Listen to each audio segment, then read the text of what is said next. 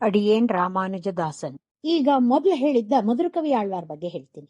ಅವರು ಮೇಷ ಅಂದ್ರೆ ಚಿತ್ತಿರೆ ಮಾಸದ ಚಿತ್ತಾ ನಕ್ಷತ್ರದ ದಿನ ತಿರುಕೋಳೂರ್ನಲ್ಲಿ ಕುಮುದ ಗಣದ ಅಂಶವಾಗಿ ಹುಟ್ಟುತ್ತಾರೆ. ಇವರು ಉತ್ತರ ಭಾರತಕ್ಕೆ ಯಾತ್ರೆಗಾಗಿ ಹೋಗಿ ಬದ್ರಿಯಲ್ಲಿರೋವಾಗ ಇವರಿಗೆ ದಕ್ಷಿಣದಲ್ಲಿ ಒಂದು ಜ್ಯೋತಿ ಕಾಣುತ್ತೆ. ಏನು ಈ ಜ್ಯೋತಿ ಅಂತ ಕುತೂಹಲದಿಂದ ಆ ಜ್ಯೋತಿಯ ಕಡೆಗೆ ಹೋಗ್ತಾರೆ. ಆ ಜ್ಯೋತಿ ಕೂಡ ಮುಂದೆ ಮುಂದೆ ಹೋಗುತ್ತೆ. ಮಧುರಕವಿ ಆಳ್ವಾರು ಅದನ್ನೇ ಹಿಂಬಾಲಿಸ್ಕೊಂಡು ಬರ್ತಾರೆ. ಹಾಗೆ ಮುಂದೆ ಸಾಗಿ ಸಾಗಿ ಆ ಜ್ಯೋತಿ ತಿರುಕುರುಹೂರಿನ ಹುಣಸೆ ಮರದ ಪೊಟ್ರೆ ಒಳಗೆ ಹೋಗಿ ಸೇರ್ಕೊಂಡ್ಬಿಡುತ್ತೆ. ಅದನ್ನೇ ಅನುಸರಿಸ್ತಾ ಬಂದ ಮಧುರಕವಿ ಆಳ್ವಾರಿಗೆ ಆ ಪೊಟ್ರೆಯಲ್ಲಿದ್ದ ನಮ್ಮಾಳ್ವಾರ್ ಕಾಣ್ತಾರೆ. ಕಣ್ಣು ಮುಚ್ಚಿ ಕೂತಿದ್ದ ಇವ್ರ ಬಗ್ಗೆ ತಿಳಿದುಕೊಳ್ಬೇಕು ಅಂತ ಅಲ್ಲಿ ಓಡಾಡ್ತಿದ್ದ ಜನರನ್ನ ಕೇಳ್ತಾರೆ.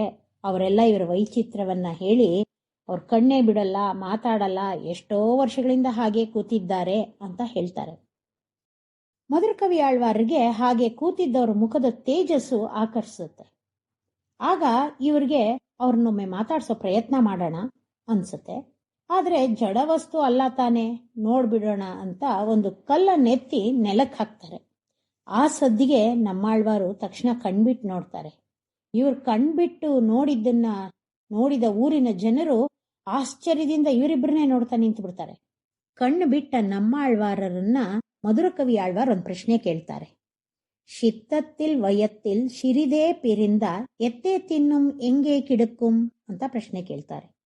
ಅದಕ್ಕೆ ಉತ್ತರವಾಗಿ ನಮ್ಮಾಳ್ವಾರರು ಅತ್ತೇ ತಿನ್ನುಂ ಅಂಗೇ ಕಿಡುಕುಂ ಅಂತಾರೆ. ಅಲ್ಲಿ ಸುತ್ತ ನಿಂತಿದ್ದ ಜನಕ್ಕೆ ಆಶ್ಚರ್ಯವಾಗುತ್ತೆ.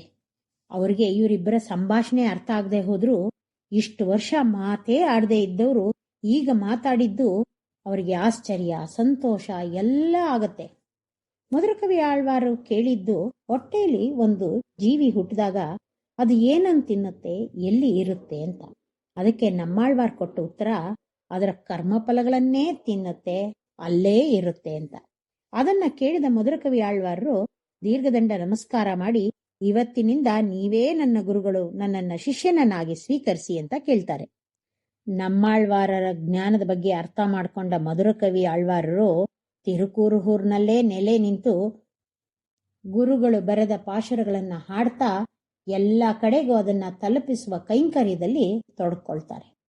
ಎಲ್ಲ ಆಳ್ವಾರ್ಗಳು ಭಗವಂತನಾದ ನಾರಾಯಣನಿಗೆ ಶರಣಾಗಿ ನಾರಾಯಣನನ್ನೇ ಸ್ತೋತ್ರ ಮಾಡ್ತಾ ಇದ್ರೆ, ಮಧುರಕವಿ ಆಳ್ವಾರರು ಮಾತ್ರ ತಮ್ಮ ಗುರುಗಳಾದ ನಮ್ಮಾಳ್ವಾರರಿಗೆ ಶರಣಾಗಿ ಗುರು ಅಲ್ಲದೆ ನನಗೆ ಬೇರೆ ದೇವರೇ ಇಲ್ಲ ಅಂತ ಹೇಳಿ ಅನನ್ಯ ಗುರುಭಕ್ತಿಯನ್ನ ಮೆರೆದವರು. ಅವರು 11 ಪಾಶುರಗಳ ಕಣ್ಣಿನುಣ್ ಶಿರುತ್ತಾಂಬು ಅನ್ನೋ ಪ್ರಬಂಧ ಬರೆದಿದ್ದಾರೆ. ಶ್ರೀಮತೆ ರಾಮಾನುಜಾಯ ನಮಃ.